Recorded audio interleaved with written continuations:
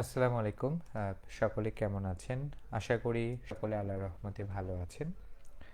আজকে আমরা আমাদের ৪৬তম যে বিসিএস এর ভাইবা ব্যাচ, সেই ভাইবা ব্যাচের প্রথম যে ৪৫তম বিসিএস এর সলভ ক্লাসটা আমরা করব।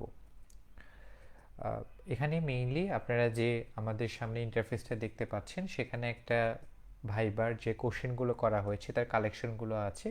আমরা এই কোশ্চেনগুলোকে এখন ব্যবচ্ছেদ করব এবং এই কোশ্চেনগুলো কোন পার্সপেক্টিভ থেকে করা হয়েছে এবং সেখান থেকে আমরা কিভাবে অ্যান্সার করতে পারি সেই বিষয়গুলোকে আমরা ফোকাস করে পড়ব। তো চলেন আমরা শুরু করি।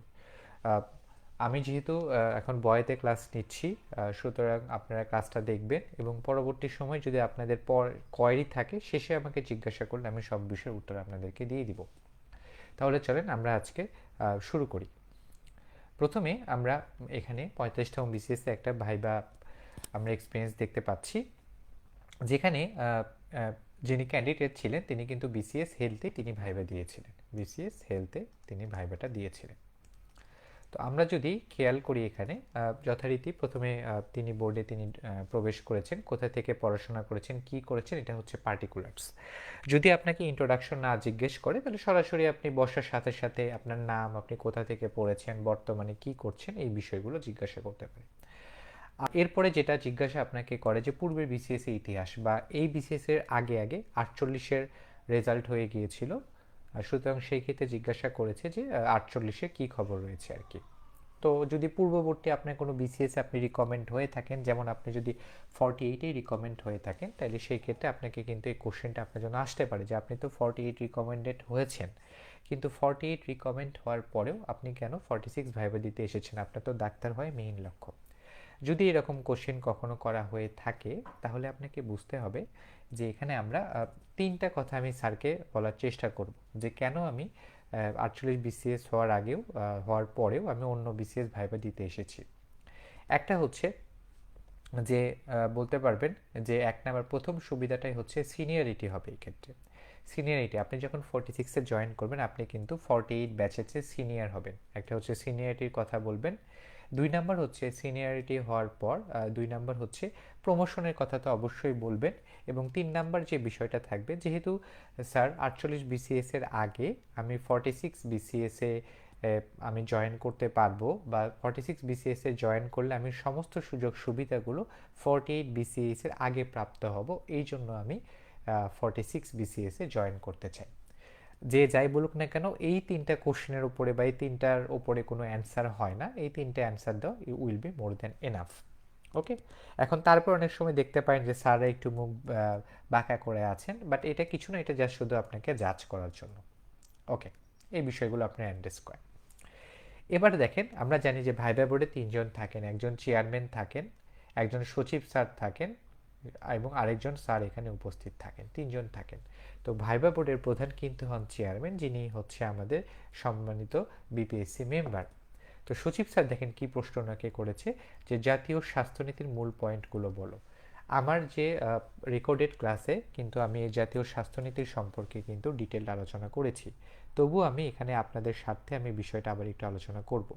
আপনাদের টেলিগ্রামে কিন্তু এই পিডিএফটা দেওয়া আছে জাতীয় স্বাস্থ্যনীতির সম্পর্কে, তো সেটা একবার দেখে ফেলবেন।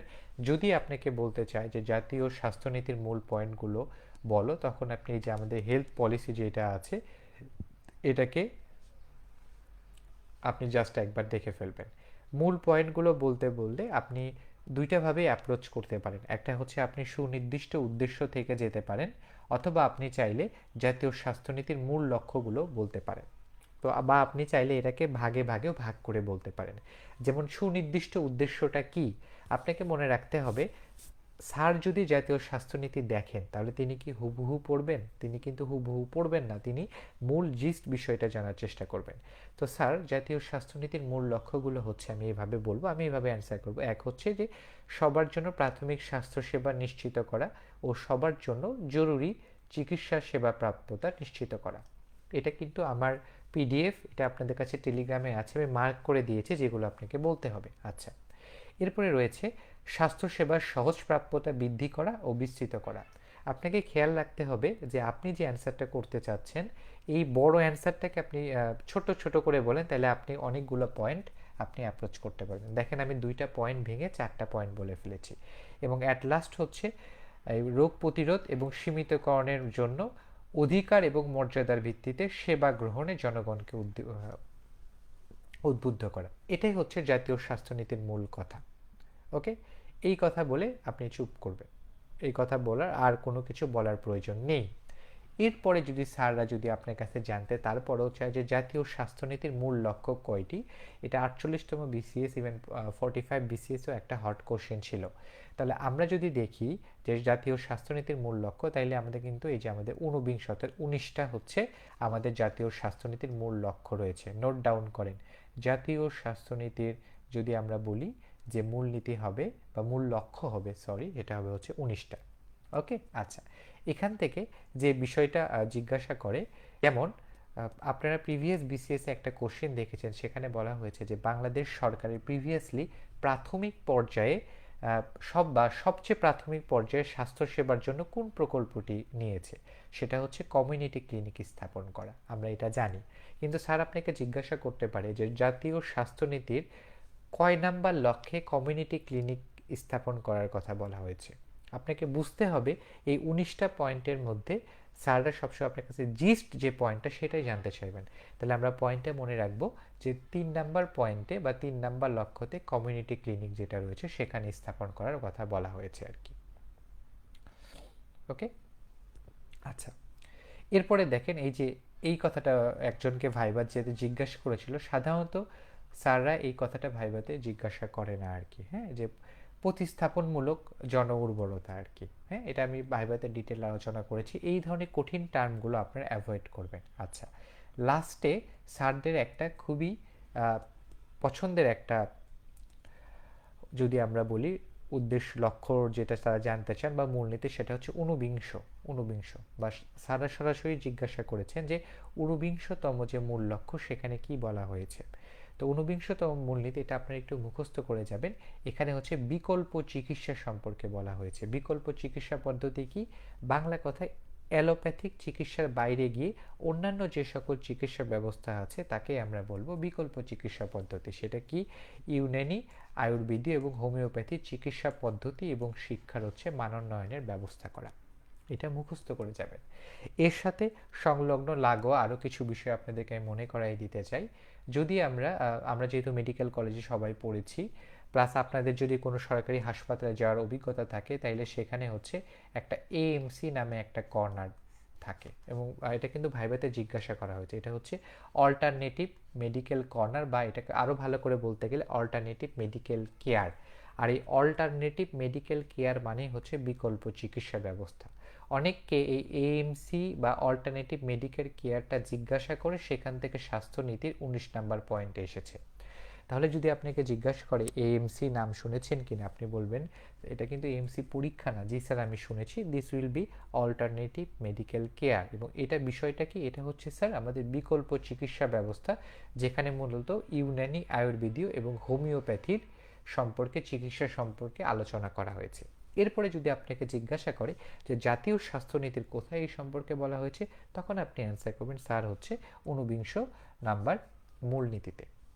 অনেক সময় স্যারে একটু বাজিয়ে দেখার জন্য বলেছেন যে আপনি কি এএমসিতে বিশ্বাস করেন কিনা, বা স্যাররা নিজেরা আলোচনা করতে বলেছেন যে আপনারা ডাক্তাররা তো এএমসিকে বা ইউনানি, আয়ুর্বেদীয় বা হোমিওপ্যাথিকে পছন্দ করেন না, কেন পছন্দ করেন না, এইরকম জিজ্ঞাসা করেছে। তাহলে আপনার তখন অ্যান্সার হতে পারে, স্যার যেহেতু জাতীয় স্বাস্থ্যনীতির 19 নাম্বার পয়েন্টে এই অল্টারনেটিভ মেডিসিন বা মেডিকেল কেয়ারের কথা বলা হয়েছে, সুতরাং বাংলাদেশের স্বাস্থ্যনীতিতে কিন্তু এর গ্রহণযোগ্যতা রয়েছে। অতএব আমরা শুধুমাত্র অ্যালোপ্যাথিক চিকিৎসার কথা না বলে আমাদেরকে স্বাস্থ্যনীতি অনুসারে এই এএমসি বা বিকল্প চিকিৎসা পদ্ধতির কথাটাও চিন্তা করতে হবে। আপনাকে খেয়াল করতে হবে যে যে বিষয়টা সরকার নীতিতে রয়েছে সেই বিষয়টাকে আপনি কিন্তু অবশ্যই তাদেরকে অ্যাড্রেস করবেন। এই জন্য আপনি অ্যান্সারটা হচ্ছে এইভাবে করতে পারেন। আচ্ছা, আমি একটু চেক করে নিই যে আমাদের লাইভ ক্লাসে কে কে আছেন আপনারা।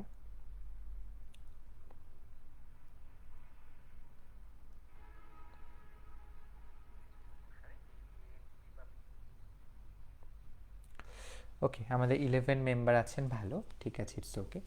আচ্ছা, এরপরে আরও যদি ডিপে কোশ্চেন করতে চাই, বিশেষ করে কেউ যদি পেডিয়াট্রিক্সের আমাদের থাকেন, যারা আমাদের ভাইবার দিবেন, কেউ পেডিয়াট্রিক্সে আছেন, অথবা কেউ যদি পেডিয়াট্রিক্সে ক্যারিয়ার করবেন বা কারো ভাইবাতে যদি পেডিয়াট্রিক রিলেটেড কোনো কোশ্চেন হয়, তাহলে সেই ক্ষেত্রে আপনাদেরকে এই 15 নাম্বার যে উদ্দেশ্যটা, এইটা নিয়ে আপনাদেরকে জিজ্ঞাসা করতে পারে। কারণ ইপিআই জিজ্ঞাসা করা হয় না এমন ভাইবা খুব কমই আছে।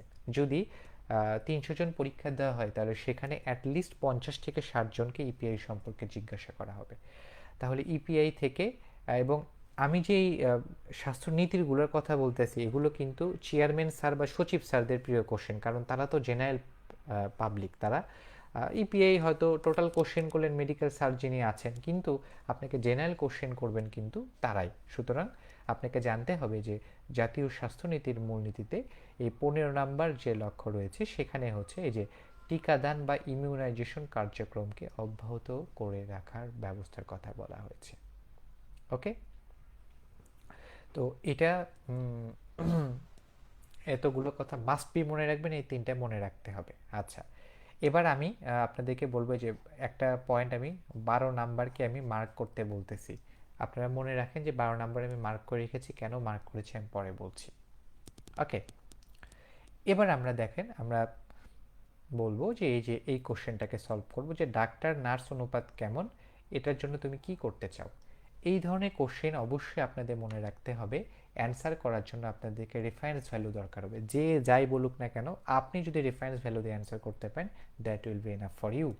সো আমি দেখেন, এটা এটা কালের কণ্ঠতে একটা রিপোর্ট এসেছে বিগত বছরে মে, মানে এই বছরের মে মাসে, সেই রিপোর্টটাকে আমি সরাসরি এখানে তুলে ধরেছি। আপনারা যদি এটা সহ যে স্যার এই রিপোর্ট অনুসারে যদি আপনারা উত্তর করেন, যেমন আপনি বললেন যে এই রেশিও, স্যার বলল না হয়নি, তুমি কোথায় পেয়েছো, তখন আপনি কিন্তু এই পত্রিকা রেফারেন্সটা দিয়ে দিতে পারেন, স্যার আমি এই পত্রিকাতে আমি এটা পড়েছি। তাহলে প্রথমে আপনাকে জিজ্ঞাসা করবে যে বাংলাদেশে ডাক্তার নার্স রেশিওটা কত। আপনি অ্যান্সার করলেন, দেখেন স্যার এই যে এই জায়গাতে এসেছে, এই যে চিকিৎসক এবং এই এই পয়েন্টটা লাগবে যে চিকিৎসক এবং নার্সের অনুপাত হচ্ছে 1:0.7, অর্থাৎ প্রতি একজন চিকিৎসকের জন্য মাত্র 0.7% বা 0.7% নার্স আছে। এরপরে আপনাকে জিজ্ঞাসা করবে তাহলে এটা কি যথেষ্ট, আপনি বলবেন না স্যার যথেষ্ট না। কেন যথেষ্ট না? তখন অ্যান্সার করবেন স্যার WHO যে নিয়ম অনুযায়ী একজন চিকিৎসকের সঙ্গে নার্সের অনুপাত হওয়া উচিত 1:3, কিন্তু আমাদের দেশে আছে হচ্ছে মাত্র 0.7, অর্থাৎ 4 জনে মাত্র একজন নার্স রয়েছে। দ্যাট মিন্স আমাদের 4 জন চাহিদা থাকলে সেখানে আমাদের মাত্র একজন নার্স বর্তমানে আছে। তো এটা তখন স্যার জিজ্ঞাসা করবে যে তাহলে এটা কি উচিত বা আমাদের স্বাস্থ্য ব্যবস্থায় কি প্রভাবিত করছে? আপনি বলবেন জি স্যার প্রভাবিত করছে। যেহেতু একজন চিকিৎসকের জন্য 3 জন নার্স থাকা আবশ্যক, কিন্তু রয়েছে মাত্র 0.7%, এই জন্য বা 0.7, এই জন্য চিকিৎসা ক্ষেত্রে পরিপূর্ণ যে সেবা সেটা হচ্ছে ব্যাহত হচ্ছে, এই কথাটা বলবেন। ওকে, আচ্ছা, এর সাথে আরও জিজ্ঞাসা করেছে যে ডাক্তার নার্সের পাশাপাশি আরেকটা বিষয় WHO অ্যাড্রেস করেছে, সেই বিষয়টা কি। তখন আপনাকে কিন্তু কোশ্চেনের পালসটা বুঝতে হবে যে স্যার ওই মুহূর্তে কি জানতে চাচ্ছেন।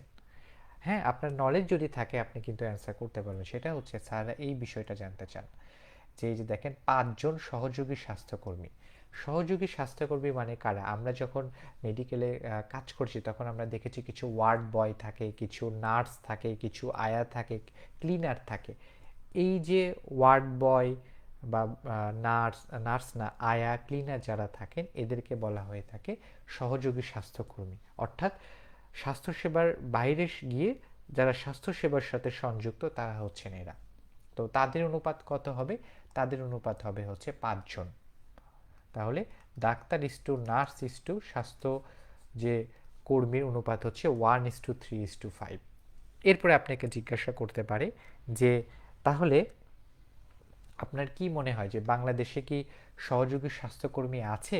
আপনি বলবেন জি স্যার নেই, বা না স্যার নেই বলাটাই যুক্তিসঙ্গত হবে। তখন জিজ্ঞাসা করতে পারে তাহলে কতজন আছে এটা, কারণ না স্যার বললে কিন্তু আপনাকে জিজ্ঞাসা করবে। তখনকার জন্য আমরা এটা দেখব আর কি, যে 2021 সালে একটা প্রতিবেদন ছিল যেখানে চিকিৎসক ছিলেন 86,000 কিন্তু স্বাস্থ্যকর্মী ছিলেন 2,30,000। অর্থাৎ যদি আমরা রেশিও করি তাহলে হবে হচ্ছে 1:3, অর্থাৎ একজন চিকিৎসকের জন্য আমাদের কাছে 3 জন হচ্ছেন সহযোগী স্বাস্থ্যকর্মী রয়েছেন। আমাদের থাকার প্রয়োজন ছিল 5 জন, সুতরাং নেই। শেষ। যদি এতটুকু অ্যান্সার করতে পারেন এটা আপনার জন্য যথেষ্ট হবে। আচ্ছা, এরপরে স্যার জিজ্ঞাসা করেছেন যে দেশকে ভালোবাসো কিনা, describe in 5 sentence why do you love Bangladesh. আমি আমার যারা আমাদের ভাইবা অ্যাসপিরিয়েন্ট আছেন তাদেরকে একটা বারবার কথা বলি যে আপনারা একটু অল্প স্বল্প কিছু কথা ইংরেজিতে বলার প্র্যাকটিস করবেন, কারণ ভাইবাতে এরকম কোশ্চেন আছে যে বাংলাদেশ সম্পর্কে 5 লাইন ইংরেজিতে বলো, তোমার নিজের সম্পর্কে বলো, তোমার নিজের এলাকার সম্পর্কে বলো, তোমার নিজের মেডিকেল কলেজ সম্পর্কে বলো। এই কিছু কোশ্চেন করা হয়, বা বাংলাদেশের যে কারেন্ট সিচুয়েশন সেটা নিয়ে 5টা লাইন হচ্ছে তুমি ইংরেজিতে বলো। তাহলে আপনি যদি ফ্লুয়েন্ট নলেজ না থাকে তাইলে কিন্তু আপনি, বা ফ্লুয়েন্সি না থাকে, আপনি কিন্তু অ্যান্সার করতে পারবেন না। এবং স্যাররা যখন বলে দিবে যে ইংরেজিতেই বলো, তখন কিন্তু অবশ্যই আপনাকে ইংরেজিতে অ্যাপ্রোচ করতে হবে। তো এটা আসলে আর বলার কিছু নাই, এটা আমি ডিসক্রাইব করে দিয়েছি। আমি যেভাবে বললাম যে 4-5টা কোশ্চেন বললাম, এগুলো আপনারা খাতায় বা আমাদের পিডিএফও দেওয়া আছে, সেখান থেকে একটু লিপিবদ্ধ করে পড়ে যাবেন, যে স্যাররা যদি জিজ্ঞাসা করে সেই মুহূর্তে আপনারা অ্যান্সার করতে পারেন। আমি ক্লাস শেষে এই পিডিএফটা দিয়ে দিব, সেখানে এই আজকের এই অ্যান্সারটা আপনারা পেয়ে যাবেন। আচ্ছা, এরপরে ভাইভাতে জিজ্ঞাসা করা হয়েছে, আমরা যদি দেখি যে বাংলাদেশের বর্তমান আসন্ন চ্যালেঞ্জ কি কি, মানে কি কি চ্যালেঞ্জ রয়েছে, এবং এখান থেকে আপনাকে 3টা প্যাটার্নে কোশ্চেন হতে পারে। সরাসরি জিজ্ঞাসা করতে পারে চ্যালেঞ্জ কি কি আছে, সেখান থেকে আপনাকে কোনো কোশ্চেন না করতে পারে। আপনাকে বলতে পারে যে বাংলাদেশের 3টি বৃহত্তম চ্যালেঞ্জ কি কি আছে বলতে বলে। আবার যেভাবে বলতে পারে যে আপনাকে বলতে বলছে যে চ্যালেঞ্জগুলো কি কি, আপনি বলতেছেন, বলতে বলতে আপনাকে বলতে পারে একটা চ্যালেঞ্জ ধরে যে এই সমস্যা সমাধানে আপনি কি কাজ করবেন। সাধারণত হেলথ ক্যাডার ভাইভাগুলোতে সাধারণত দেখা যায় যে স্বাস্থ্য রিলেটেড যে কোশ্চেনগুলো আছে সেগুলোই করা হয়। তাহলে চলেন আমাদের এখন বাংলাদেশে বর্তমানে কি কি চ্যালেঞ্জ রয়েছে, চ্যালেঞ্জগুলো আমরা দেখি। এটাও একদম দেখেন, আমি কিন্তু সুন্দর করে এই জিনিসটা আপনাদের সামনে উপস্থাপন করেছি। তো চ্যালেঞ্জগুলোর জন্য আমরা কি কি বলবো, এটা হচ্ছে আমাদের একটা সম্পাদকীয় থেকে নেওয়া, যেখানে অথর বাংলাদেশে বর্তমানে 12টা চ্যালেঞ্জ। আপনাকে তো কয়টা চ্যালেঞ্জ এটা বলার দরকার নেই, কী কী চ্যালেঞ্জ আছে এটা বলবেন। যেমন এখান থেকে দেখেন 12টা পয়েন্ট আমি দিয়েছি, আপনাকে আমি বলবো যে আপনি পরীক্ষায় যে বিষয়গুলো থেকে অ্যান্সার করতে পারবেন শুধুমাত্র সেই পয়েন্টগুলোই বলবেন। যেমন আমি 12টা পয়েন্ট আগে বলি। প্রথমে রয়েছে এলডিসি উত্তরায়ন, এরপরে হচ্ছে মূল্যস্ফীতি নিয়ন্ত্রণ, এরপরে ব্যাংক ব্যবস্থার পুনর্গঠন, কর্মসংস্থান বৃদ্ধি। এই 4টা হচ্ছে আমাদের মেইন চ্যালেঞ্জ। এছাড়াও রয়েছে রিজার্ভ বাড়ানো, এরপরে হচ্ছে রাজস্ব বৃদ্ধি করা, ঋণের চাপ সামাল দেওয়া, জ্বালানি নিরাপত্তা নিশ্চিত করা, অর্থনৈতিক কর্মকাণ্ডে নারীর অংশগ্রহণ বাড়ানো। ওকে, আচ্ছা, তাহলে এই যে আমরা 10-12টা পয়েন্ট জানলাম। এখন আপনি ধরেন যে পরীক্ষাতে প্রিপারেশন নিয়ে গেলেন, আপনাকে যে কোশ্চেনই করা হোক না কেন, মানে এই রিলেটেড চ্যালেঞ্জ রিলেটেড আপনি 4টা কথা বলবেন। একটা হচ্ছে এলডিসি উত্তরায়ন, আরেকটা হচ্ছে মূল্যস্ফীতি নিয়ন্ত্রণ, 3 নম্বর হচ্ছে ব্যাংক ব্যবস্থার পুনর্গঠন, এবং 4 নম্বর হচ্ছে কর্মসংস্থান বৃদ্ধি। এর সাথে আপনারা পয়েন্ট একটা আমার মতে আপনারা যেটা যোগ করে দিতে পারেন সেটা হচ্ছে রোহিঙ্গা সমস্যার সমাধান। এটাও কিন্তু বাংলাদেশের জন্য একটা চ্যালেঞ্জ, এবং অনেক স্যাররাই এটা শুনতে চান। তাহলে এগুলো হচ্ছে বাংলাদেশ সরকারের প্রথম হচ্ছে চ্যালেঞ্জ। তাহলে চ্যালেঞ্জ বললেন, এখন আপনি যখন এই বিষয়গুলো বলবেন একই সাথে সাথে দেখা যাবে স্যাররা আপনাকে জিজ্ঞাসা করে বসতে পারে। যেমন আপনি এলডিসি নিয়ে আমি যেটা বলছিলাম যে আপনি যে চ্যালেঞ্জগুলো বললেন সেগুলো থেকে আপনাকে প্রপার ধারণা থাকতে হবে। যেমন এলডিসি থেকে বললেন, তখন আপনাকে জিজ্ঞাসা করতে পারে যে এলডিসি থেকে উত্তরায়ণ করলে আপনার বাংলাদেশের কী লাভ, স্বাস্থ্যক্ষেত্রে কী লাভ হবে, এই কোশ্চেনগুলো হবে। এরপরে মূল্যস্ফীতি নিয়ন্ত্রণ, সেখান থেকে আপনাকে মূল্যস্ফীতি জিজ্ঞাসা করতে পারে, মূল্যস্ফীতি বা ইনফ্লেশন কি এটা জিজ্ঞাসা করতে পারে। বাংলাদেশে বর্তমান ইনফ্লেশন কত, বাংলাদেশ সরকার কি ইনফ্লেশনটাকে হচ্ছে নিয়ন্ত্রণ করতে পেরেছে কিনা, এই বিষয়গুলো। এবং অবশ্যই ইনফ্লেশন রেটটা বলার জন্য অর্থনৈতিক সমীক্ষা যে 2025-এর রিপোর্ট রয়েছে সেটা কিন্তু বলতে হবে, 24-এর রিপোর্টটা বলবেন না। আচ্ছা, এর সাথে জিজ্ঞাসা করা অনেক একটা স্যারদের একটা প্রিয় কোশ্চেন হচ্ছে স্ট্যাগফ্লেশন। ইনফ্লেশনের সাথে স্ট্যাগফ্লেশন, যে হোয়াট ইজ স্ট্যাগফ্লেশন। স্ট্যাগফ্লেশনটা যদি আমরা বলি, স্ট্যাগফ্লেশন হচ্ছে, আমরা জানি যে দেশে মূল্যস্ফীতি বাড়লে কি ঘটনা ঘটবে। দেশে যদি মূল্যস্ফীতি বাড়ে তাহলে সেই ক্ষেত্রে কিন্তু আমরা বলতে পারি যে হচ্ছে আমাদের বেকারত্বের পরিমাণও বেড়ে যাবে। তাহলে মূল্যস্ফীতির সাথে যখন বেকারত্বটা বেড়ে যায়, এই ঘটনাটাকে আমরা বলি হচ্ছে স্ট্যাগফ্লেশন। আবারও বলছি যে মূল্যস্ফীতির সাথে যদি বেকারত্বটা বেড়ে যায় তখন আমরা তাকে বলবো স্ট্যাগফ্লেশন। এটা জেনে রাখেন। এরপরে বলতে পারে যেমন ব্যাংক ব্যবস্থার পুনর্গঠন। এখান থেকে কিন্তু আপনি বললেন ব্যাংক ব্যবস্থার পুনর্গঠন, তখন কিন্তু আপনাকে বলতে পারে যে ব্যাংক ব্যবস্থার পুনর্গঠন বলতে আপনি কি বুঝাচ্ছেন। হ্যাঁ, যেমন বাংলাদেশ ব্যাংক কিন্তু একটা সাধারণত জিজ্ঞাসা করার কথা না, যদি না কেউ বোধ ক্যাডারে অথবা যদি না কেউ খুব ভালো পেরে থাকেন, বা এখান থেকে আপনাকে শ্বেতপত্র থেকে জিজ্ঞাসা করতে পারে। কারণ আমরা শ্বেতপত্র যে রিপোর্ট দেখেছি সেখানে যে 4টা খাতে অভাবনীয় দুর্নীতি বলা হয়েছে, তার 3 নম্বর খাতটাই হচ্ছে ব্যাংক খাত। সুতরাং ব্যাংক খাত পুনর্গঠনের জন্য আপনাকে কি পদক্ষেপ নিতে হবে, যে মূল্য অর্থনৈতিক তারল্য বাড়াতে হবে, বৈদেশিক রিজার্ভের পরিমাণ বাড়াতে হবে, রেমিটেন্সের পরিমাণ বাড়াতে হবে, ফিক্সড একটা সুদের হার থাকবে, এরপর হচ্ছে ঋণ খেলাপির যে পরিমাণটা কমায় ফেলতে হবে, কালো টাকা সাদা করার সুযোগটা কমায় দিতে হবে, রাজস্ব আয় বৃদ্ধি করতে হবে। এই যে 5-6টা বললাম, এগুলোই কিন্তু ব্যাংক ব্যবস্থার পুনর্গঠনের মধ্যে পড়বে। এইভাবে আপনি পয়েন্ট আউট আপনার মাথায় থাকতে হবে। লাস্ট আমরা যদি বলি কর্মসংস্থান বৃদ্ধি, এটা জিজ্ঞাসা করতে পারে যে বাংলাদেশে কর্মসংস্থান, যে বেকারত্বের হার কত। প্রথম আলো রিপোর্ট অনুসারে যে বাংলাদেশে বর্তমানে বেকারত্বের হার হচ্ছে সম্ভবত 4.18%। দেশে বর্তমানে প্রতি বছর 24 লাখ নতুন করে জনশক্তি তৈরি হয়। দেশের টোটাল জনশক্তির পরিমাণ হচ্ছে 7,38,00,000। প্রতি বছর 24 লাখ নতুন করে এখানে যুক্ত হচ্ছে। এরপরে আপনাকে জিজ্ঞাসা করতে পারে তাহলে কর্মসংস্থান বৃদ্ধিতে তুমি কি কি পদক্ষেপ নেবে। তখন কিছু কথা আমরা জানি, যেমন আমরা জানি যে স্যার আমরা শুধুমাত্র পুঁথিগত বিদ্যা না দিয়ে কারিগরি বিদ্যার দিকে ফোকাস করব। এরপরে দেখা যাচ্ছে কর্মমুখী শিক্ষার দিকে ফোকাস করব। এই কথাগুলো কিন্তু সবাই বলে। আপনি একটা কথা এখানে অ্যাড করে দিতে পারেন, সেটা হচ্ছে স্যার প্রযুক্তিগত খাতে আমরা বিনিয়োগ এবং প্রযুক্তিগত খাতে যাতে দক্ষ জনশক্তি বিনিয়োগ হয় সেই বিষয়টাতে ফোকাস করব। অথবা স্যার আমরা হচ্ছে এআই এর দিকটাতে ফোকাস করব। কেন ফোকাস করব? কারণ এআই একটা স্যারের প্রিয় টপিক। এআই নিয়ে জিজ্ঞাসা করলে আপনারা সকলে অ্যান্সার দিতে পারবেন। 4 নম্বর বিষয় হচ্ছে আমরা যদি দেখি যে বিগত বছরে কিন্তু বাংলাদেশ ফ্রিল্যান্স করে কিন্তু প্রায় $1.84 বিলিয়ন সম্ভবত ইনকাম করতে পেরেছে। তাহলে আপনি এই ইনফোগুলো স্যারকে দিবেন, স্যার আমরা যদি এই 24 লক্ষ জনগোষ্ঠীকে সবাইকে যদি আমরা যদি প্রযুক্তিগত খাতে বা আমরা যদি তারা আর্টিফিশিয়াল ইন্টেলিজেন্সকে কাজে লেগে বা আইসিটি নলেজকে কাজে লেগে তারা যদি নিজেরাই বাসায় বসে কাজ করে, তাহলে যেমন তাদের কর্মসংস্থানের সৃষ্টি হবে, দেশের একটা অর্থনৈতিক অবস্থারও উন্নতি হবে, আবার একই সাথে বেকারত্ব যেটা রয়েছে সেটার সমাধান হবে। দেখেন, এই উত্তরটা কিন্তু কেউ দিবে না। তো এরকম উত্তর দিলে স্যাররা আপনার ডেপথ অফ নলেজকে অবশ্যই বাহবা দিবে। এরপরে কেউ যদি বলেন রোহিঙ্গার সমস্যার সমাধান, রোহিঙ্গা নিয়ে তো রিটেনে পড়েছেন, রোহিঙ্গা নিয়ে আমিও ক্লাসে ডিটেল আলোচনা করেছি, তাই রোহিঙ্গা নিয়ে আলাদা আর কথা বলবো না। আচ্ছা, এরপরে যে এই বিষয়গুলো রয়েছে যেমন ঋণের চাপ সামাল দেওয়া, জ্বালানি নিরাপত্তা নিশ্চিত করা, এগুলো বলবেন কি না আপনার ইচ্ছা।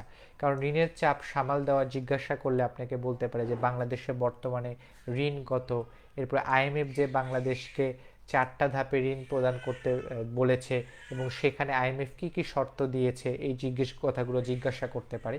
এগুলো সম্পর্কে নলেজ থাকলে বলবেন, না হলে বলার দরকার নেই। জ্বালানি নিরাপত্তা নিশ্চিত করা খুবই গুরুত্বপূর্ণ একটা পয়েন্ট। কেন জ্বালানি নিরাপত্তা নিশ্চিত করা প্রয়োজন? এটার কারণ হচ্ছে আমরা যদি দেখি যে বাংলাদেশ যে আমাদের 2022 সালের রিপোর্ট অনুযায়ী বাংলাদেশে আর মাত্র 8.61 টিএসএফ যে গ্যাস সেটা মজুদ আছে। অলরেডি এখান থেকেও প্রায় 3-4 টিএসএফ গ্যাস খরচ হয়ে গেছে, তাহলে বর্তমানে 5 টিএসএফ এর কাছে রয়েছে।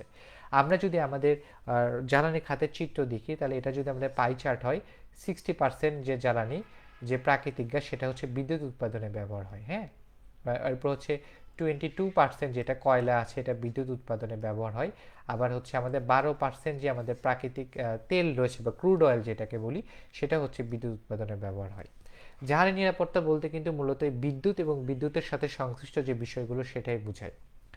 এবং যেটা ওয়ার্ল্ড ব্যাংক প্রেডিক্ট করেছে এবং একই সাথে বিপিডিপি প্রেডিক্ট করেছে, বিপিডিপি মানে হচ্ছে বাংলাদেশ পাওয়ার ডেভেলপমেন্ট বোর্ড, যে 2030 সালে বাংলাদেশের যে জ্বালানি, যে বিদ্যুৎ উৎপাদনের 90% জ্বালানি বাহির থেকে অর্থাৎ বিদেশ থেকে আমদানি করতে হবে। এবং বিগত এক দশকে প্রায় এটা 30 থেকে 40% বেড়েছে, হচ্ছে আমাদের জ্বালানি আমদানি যেটা বলছি। তাহলে 2030 যদি 90% হয়, তাহলে এতটুকু পরিমাণ যদি আমদানি করতে হয়, তাহলে তো আমাদের রাজস্ব খাতের বেশিরভাগ অংশ শুধুমাত্র আমাদের জ্বালানি আমদানি করতে হবে, যেটা আমাদের রাজস্ব খাতকে পিছিয়ে দিবে। তাহলে জ্বালানি নিরাপত্তা নিশ্চয়ন করে কী করতে হবে? তখন স্যার আপনাকে জিজ্ঞাসা করে আপনি বলতে পারেন, স্যার যে আমাদের এখানে আপনি কিন্তু কপে চলে যেতে পারেন, যে COP29 বলা ছিল যে, বা COP29 যেটা হয়েছিল সেখানে বলা ছিল যে 2030 সালের মধ্যে নবায়নযোগ্য জ্বালানির পরিমাণ 1/3 বাড়াতে হবে, অর্থাৎ আমরা রিনিউয়েবল জ্বালানির দিকে আমরা ফোকাস করব। এটা একটা বিষয়। 2 নম্বর হচ্ছে বাংলাদেশ সরকার একটা পদক্ষেপ নিয়েছে, আপনারা জানেন যে 2023 সালে কাতারের সাথে একটা এলএনজি চুক্তি করেছে, যেখান থেকে কাতার থেকে কিন্তু বাংলাদেশ এই লিকুইফাইড যে ন্যাচারাল গ্যাস সেটা হচ্ছে আমদানি করে।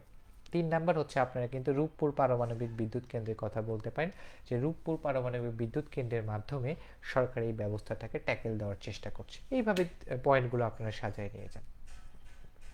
এখন দেখেন আমি যে কথাগুলো বললাম, এমন না যে আমি এই জিনিসগুলো হচ্ছে দেখে এসেছি বা বিষয়গুলো এইরকম না, জিনিসগুলোর সম্পর্কে আমার নলেজ আছে এবং আমি জিনিসগুলো সম্পর্কে পড়াশোনা করি বা এগুলো সম্পর্কে ধারণা রাখি বলেই আপনি জিনিসগুলো অ্যাড্রেস করতে পারেন। সুতরাং আপনারাও যদি এইভাবে জিনিসগুলোর সম্পর্কে ধারণা রাখেন, আপনাদের ভাইভাতে অ্যাড্রেস করতে কোনো সমস্যা হবে না। ওকে, তাহলে অনেক কিছু কথা বলে ফেলছি। এরপরে আমরা হচ্ছে এই কোশ্চেনটা দেখব যেটা করা হয়েছে, যে এটা ওই টাইমে করা হচ্ছে বিমস্টেকের পুনরূপ। আপনারা জানেন কিছুদিন আগে কিন্তু থাইল্যান্ডে 2025 সালের এপ্রিলের 4 থেকে 6 এপ্রিল সম্ভবত বিমস্টেকের সম্মেলন ছিল থাইল্যান্ডে, এবং যেখানে বাংলাদেশ কিন্তু সভাপতির চেয়ার যেটা অলঙ্করণ করতে পেরেছে। তাই তৎকালীন সময়ে বিমস্টেক একটা হট টপিক ছিল। এখন এটা জিজ্ঞাসা করার সম্ভাবনা কম যদি না আপনারা কেউ বিমস্টেক লাইনে আপনাদের চলে যান কোনো কারণে। যেমন আপনাকে বলছে যে বাংলাদেশের সামনে চ্যালেঞ্জ কী কী আছে, আপনি তখন বললেন যে আঞ্চলিক ফোরাম যেমন সার্ক, বিমস্টেক, এই জিনিসগুলোকে কাজে লাগিয়ে অর্থনীতিকে এগিয়ে নিয়ে যাওয়া, তখন হয়তো আপনাকে বিমস্টেক জিজ্ঞাসা করতে পারে। তো তবু আমরা দেখে ফেলে, যেহেতু কোশ্চেন করেছে, যে বিমস্টেকের পূর্ণ রূপটা আপনারা জানেন, এটা আর কি বে of Bengal initiative for multi sectoral technical and economic cooperation. সবাই ডিটেলে পড়েছেন, আপনারা জানেন। আচ্ছা, বর্তমান সভাপতি এবং মহাসচিব, সভাপতি তো জানি আমাদের ডক্টর মোহাম্মদ, বাংলাদেশ হচ্ছে চেয়ারম্যানের দায়িত্বে রয়েছেন তাহলে, এবং সভাপতি কে হবেন? ডক্টর মোহাম্মদ ইউনুস, এটা। এবং লাস্টে হচ্ছে এই যে এটা, যে ইন্দ্রমণি পাণ্ডে, ওনার নাম একটু জানতে হবে।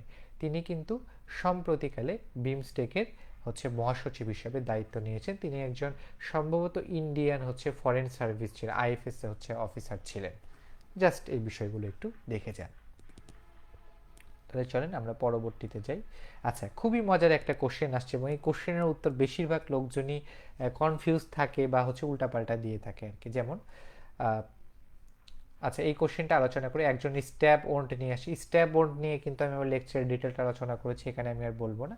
এটা ধরেন জিজ্ঞাসা করবে যে ধরেন আপনি কোনো বড় ধরনের নেগলিজেন্স করলেন, আপনার বিরুদ্ধে কিভাবে শাস্তি প্রদান করা হবে, কোন আইনের শাস্তি পাবেন, আইনটি কত সালে প্রণীত হয়েছে।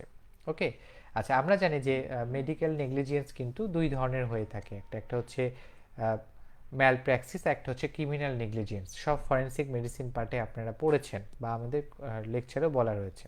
এখন স্যাররা যেটা জানতে চান যে মেডিকেল নেগলিজেন্স জিনিসটা কি। বাংলা কথা হচ্ছে মেডিকেল নেগলিজেন্স হচ্ছে আমি ডাক্তার হিসেবে যে দায়িত্বগুলো পালন করার স্কিল আমার থাকার কথা, সেই স্কিলগুলো যদি আমার মাঝখানে না থাকে, সেটাই হচ্ছে আমাদের মেডিকেল নেগলিজেন্স। তাহলে এখানে ওই স্যাররা যে জানতে চান সেই ভাষায় আপনাকে বিষয়টা উপস্থাপন করেছি। এখানে অনেক ক্ষেত্রে অ্যান্সার দেয় যে মেডিকেল নেগলিজিয়েন্সের জন্য কোন আইনের শাস্তি প্রদান করা হয়, অনেকেই বলে ফেলে যে বিএমডিসি অ্যাক্ট হচ্ছে 2010, এই কথা বলে ফেলে। কিন্তু খেয়াল করে দেখেন অ্যান্সারটা কিন্তু এরকম হবে না। এটা একটা হচ্ছে আর্টিকেল যেটা আমি দিয়েছি, যেখানে বলা হয়েছে যে মেডিকেল নেগলিজেন্স কোন বিষয়গুলো, যে সেটা কি শুধুমাত্র চিকিৎসা সেবা দেওয়া কেন্দ্রিক, তাও না, কি কি আছে, রোগীর সঙ্গে দুর্ব্যবহার, ফি নিয়ে দর কষাকষি, ভুল ওষুধ দেওয়া, কোনো রোগী মারা গেছে, তাকে জোরপূর্বক আপনি আইসিইউতে ভর্তি রেখেছেন, রোগীর উপর জোর খাটানো, চিকিৎসা না দিয়ে, মানে সে আপনার কাছে যে চিকিৎসা পাবে প্রাথমিক চিকিৎসা না দিয়ে তাকে অন্যত্র রেফার করেছেন। এরপরে আপনি চিন্তা করছেন আপনার আইনি কোনো জটিলতা হতে পারে, তাই তাকে আপনি চিকিৎসা দিবেন না। এইসব বিষয়গুলো মেডিকেল নেগলিজেন্সের আন্ডারে পড়বে। তো মেডিকেল নেগলিজিয়েন্স হলে আপনি কোন আইনে আপনাকে শাস্তি প্রদান করা যাবে, সেটা হচ্ছে যে এটা the medical practice and private clinics and laboratories registration ordinance 1982। এখানে বলা হয়েছে যে আপনার মেডিকেল প্র্যাকটিসে আপনার কী কী সীমাবদ্ধতা রয়েছে, সেগুলোর প্র্যাকটিস যদি আপনি ঠিকমতো না করতে পারেন আপনার কী কী নেগলিজেন্স হতে পারে এবং সেই ক্ষেত্রে আপনার কী কী শাস্তি দেওয়া যেতে পারে। এছাড়াও বাংলাদেশ যে পেনাল কোড রয়েছে, যে বিপিসি রয়েছে আর কি, সেই পেনাল কোডের হচ্ছে এই 304-এর এ ধারা মতেও কিন্তু এটা কিন্তু গেল হচ্ছে আপনি ডাক্তার হিসাবে গেল আর কি, যে এটা শাস্তি প্রদান করা যেতে পারে। আর এটা হচ্ছে যে কোর্টে যদি কেউ মামলা করে সেই পরিপ্রেক্ষিতে যদি স্যার এর পরেও জিজ্ঞাসা করে যে আর কোনো আইন আছে কিনা, তখন আপনি এটা অ্যান্সার করবেন, তাছাড়া চুপ করে বসে থাকবেন। সে আইনটা কি? বাংলাদেশ পেনাল কোডের 1860 সালে যে পেনাল কোড রয়েছে সেটার দণ্ডবিধি 304-এর এ ধারা বা 304-এ ক ধারা বলা যায়। সেখানে বলা আছে, এখানে কোনো ডাক্তার হিসেবে বলা নেই, একটা জেনারেল পাবলিক হিসেবে বলা রয়েছে যে যে কোনো ব্যক্তি যদি অবহেলাজনিত কারণে কারো মৃত্যু ঘটায় এবং সে অপরাধ যদি শাস্তিযোগ্য নরহত্যা না হলে, অর্থাৎ সেটা প্রথমে হোমিসাইড হওয়া যাবে না, যদি হোমিসাইড না হয় তাহলে সেই ক্ষেত্রে আপনি অপরাধী হিসেবে বিবেচিত হবেন এবং সেই ক্ষেত্রে আপনাকে কোর্ট শাস্তি দিতে পারবে। কি কোর্ট শাস্তি দিবে? আপনাকে 5 বছর পর্যন্ত সশ্রম বা বিনা শ্রমে কারাদণ্ড দিতে পারবে, পাশাপাশি অর্থদণ্ড দিতে পারবে, অথবা এই প্লাস মাইনাস অর্থাৎ দুইটাই দিতে পারবে। তাহলে এত কিছু বলার কারণ হচ্ছে যে বিষয়টা যে আপনাকে কোন আইনের শাস্তি প্রদান করায় আপনি এই আইনটা বলবেন। এরপরে স্যার যদি জিজ্ঞাসা করে আর কিছু আছে কিনা, তখন আপনি হচ্ছে বাংলাদেশ পেনাল কোডে যে কথাটা বললাম এটাকে আপনি অ্যাড্রেস করবেন। শেষ। আচ্ছা, এরপরে এই যে এই কোশ্চেনটা আমরা দেখব। এইরকম কোশ্চেন আপনাদের এখানে আমার যে ভাই ব্যাচে যারা আছেন, এখানে যদি 30 জন থাকেন আপনার মধ্যে 5-6 জন এই কোশ্চেন পাবেন। এই ধরনের কোশ্চেন, যে ধরেন আপনি যে উপজেলায় কাজ করতে গেছেন সেখানকার আপনি ইউএইচএফপিও এবং আপনার সামনে আমরা হচ্ছে স্বাস্থ্য প্রদানকারী আছি, তাহলে আমাদেরকে অনুপ্রেরণা দিয়ে বক্তব্য দিন। বা আপনাকে সেম কোশ্চেন বলতে পারে যে ধরেন আপনি হচ্ছে উপজেলায় মেডিকেল অফিসার হিসেবে কর্মরত আছেন, আপনাকে উপজেলায় একটা কোনো প্রোগ্রামে পাঠানো হলো যেখানে আপনাকে স্বাস্থ্যগত বিষয়ে 2 মিনিট আপনাকে বক্তৃতা দেওয়ার জন্য বলা হলো, আপনি এখন বক্তৃতা দিন। তাহলে এই বিষয়গুলোকে আপনি হচ্ছে মাথায় সেট করে নিয়ে যাবেন, যেরকম বক্তৃতা দিতে বললে আমি কি কি বিষয় বলবো। সেটা যে কোনো বিষয় হতে পারে, স্বাস্থ্যগত বিষয়ে, তারপরে এরকম অনুপ্রেরণার বিষয়ে, স্বাস্থ্য সচেতনতার বিষয়ে, বাল্যবিবাহের বিষয়ে, এই বিষয়গুলো আপনাদেরকে বলতে পারে। তাহলে আমি যেটা বলি যে আপনারা প্রথমে হচ্ছে অ্যাড্রেসিংটা শেখেন। যেমন আপনি যখন হাসপাতালে ইউএইচএফপিও, তখন কি আপনার সামনে কে কে থাকবে? এখানে প্রিয় সহকর্মী বৃন্দ না হয়ে আরও সুন্দর করে বলা সম্ভব। কি বলা সম্ভব?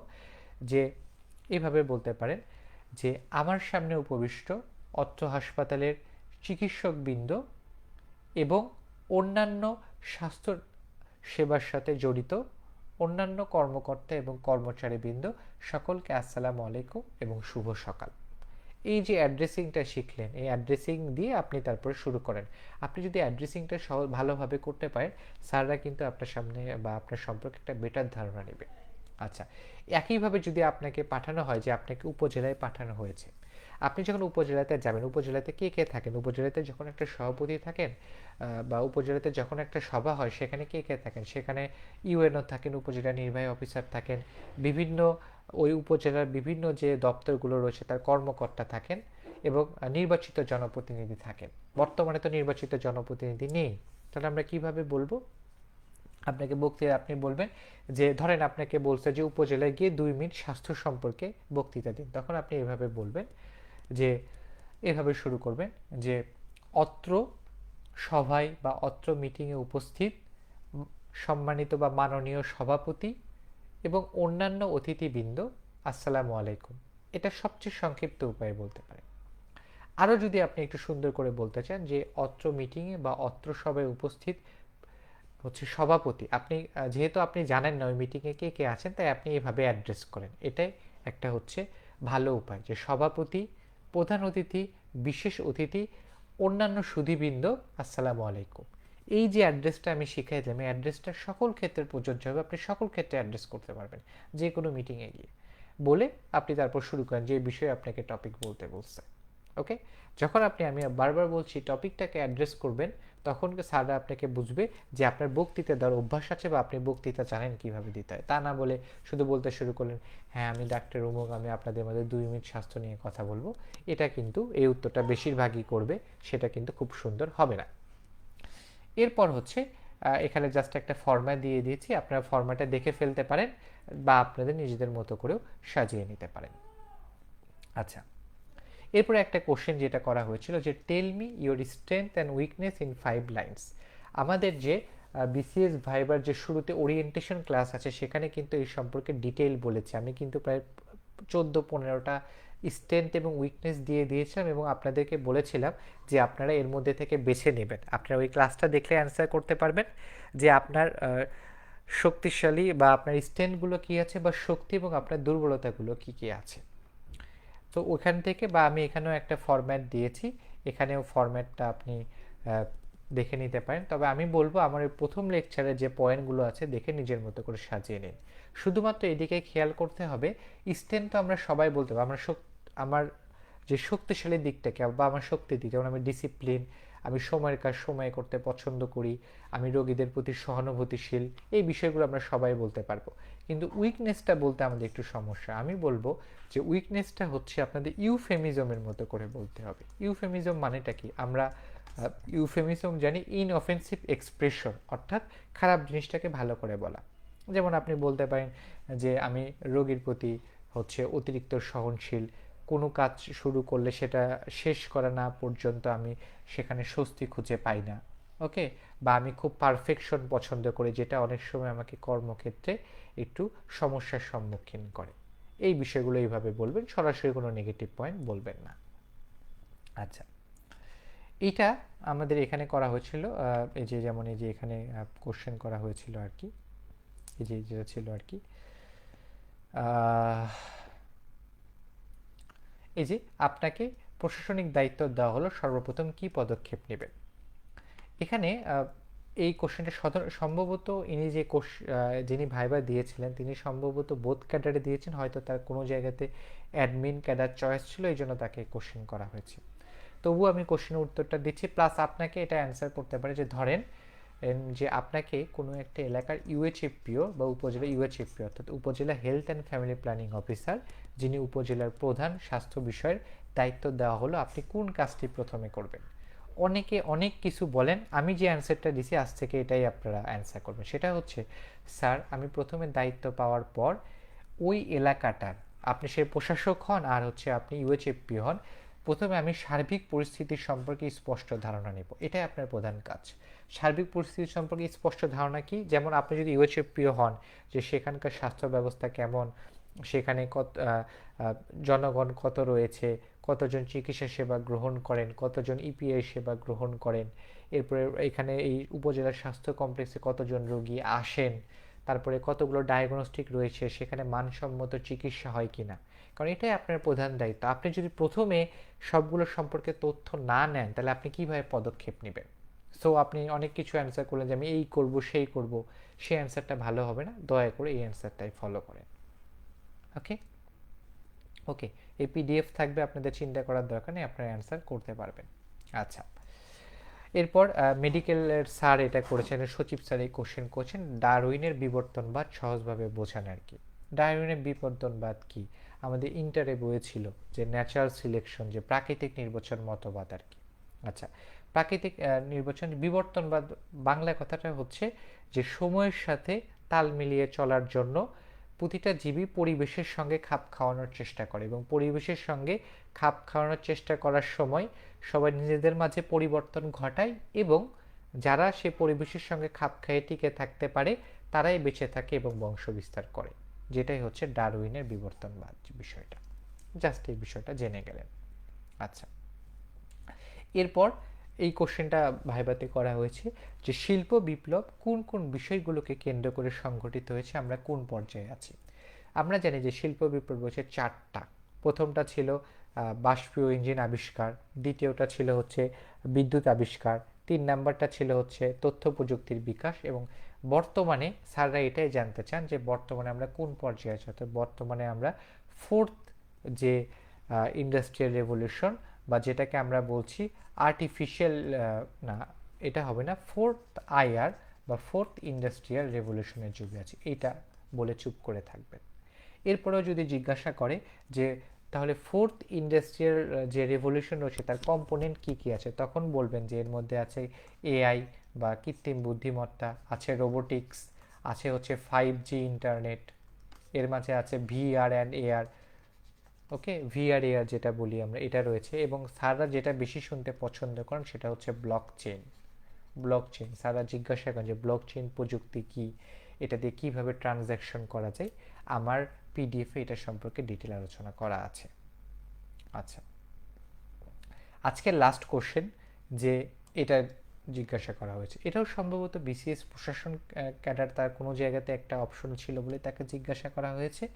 তবে আপনাকে স্বাস্থ্য খাতে জিজ্ঞাসা করতে পারে যে বাংলাদেশের প্রেক্ষাপটে স্বাস্থ্য খাতে পলিসি মেকিংয়ে জেনারেল পাবলিককে আপনি ফোকাস করবেন না স্পেশালিস্ট পাবলিককে ফোকাস করবেন। বাট এখানে একটা টুইস্ট ছিল, স্যার কিন্তু তাকে ইংরেজিতে বলতে বলছিল। আপনাকে ইংরেজিতে বলার জন্য অলওয়েজ প্রিপেয়ার থাকতে হবে। তাহলে যখন আপনাকে আজ থেকে মনে রাখেন পলিসি মেকিংয়ের কথা বলবে, তখন থেকে আপনাকে যে বিষয়টা ফোকাস করতে হবে সেটা হচ্ছে জেনারেল পাবলিক, এটাতে মেইন ফোকাস করবে। Policy making is related to the general public. Okay, কারণ কি, কারণ তখন আপনি ইংরেজিতে বলতে বললে আপনার মাথায় এই ধরনের কোশ্চেন শোনার পর আপনি 10 সেকেন্ড বা 5 সেকেন্ড ওয়েট করেন, আপনি মাথায় সেট করে নেন যে আপনি কিভাবে অ্যান্সার করবেন। তাহলে আমাকে জিজ্ঞাসা করলে, যেমন এখানে আমি একটা ফরম্যাট করে দিয়েছি, এটা আপনারা দেখতে পারেন। বা আমি যদি অ্যান্সার করতাম, স্যার আমাকে জিজ্ঞাসা করলে আমি করতাম, sir I would like to tell that the general people will be more suitable for policy making. এইটা হোয়াই, কারণ general people, because general people has more knowledge about the administrative sector, they have the more coordination or capacitive capabilities, and they can give more valuable comment or impression than the specialist person. এই যে কথাটা বললাম, যে main 3-4টা কথা আমি বলে দিলাম। এরপরে এই কথা বলে আপনি চুপ করলেন, সাথে আপনি ইচ্ছে করলেও এই জিনিসটি অ্যাড করে দিতে পারেন যে sir, however I do believe that the general যে personnel would need strong input from the specialist. অর্থাৎ হচ্ছে যারা ওই বিষয়ে স্পেশালিস্ট, তাদের থেকে একটা সুস্পষ্ট মতামত প্রয়োজন। Okay, why, to make the policy effective and adaptable for all, মানে সবার জন্য ইফেক্টিভ এবং গ্রহণযোগ্য বা অ্যাডাপ্টেবল, সবার জন্য যাতে উপযোগী হয়। তখন স্যার আপনাকে জিজ্ঞাসা করতে পারে কেন আপনি স্পেশালিস্টের মতবাদ দেবেন, আপনি তো বলছেন যে জেনারেল যে পার্সোনাল আছেন তারাই তো পলিসি মেকিংয়ের জন্য যথেষ্ট। তখন আপনি অ্যান্সার করলেন, স্যার জেনারেল পার্সনরা পলিসি মেকিংয়ের জন্য যথেষ্ট, কিন্তু অনেক সমস্যা আছে, যেমন স্বাস্থ্য খাতে যে বলি, যেমন রোগী কেন্দ্রিক অনেক সমস্যায় আছে যেগুলো স্পেশালিস্ট, যে একজন ডাক্তার বা স্বাস্থ্য খাতের সাথে সম্পর্ক ব্যক্তি ছাড়া অন্যান্য ব্যক্তির পক্ষে অসম্ভব। তাই তার মতামত নিয়েই আমি হচ্ছে জেনারেল পাবলিকের দ্বারা বা জেনারেল পার্সোনালের দ্বারা আমি হেলথ পলিসিটা মেকিং করব।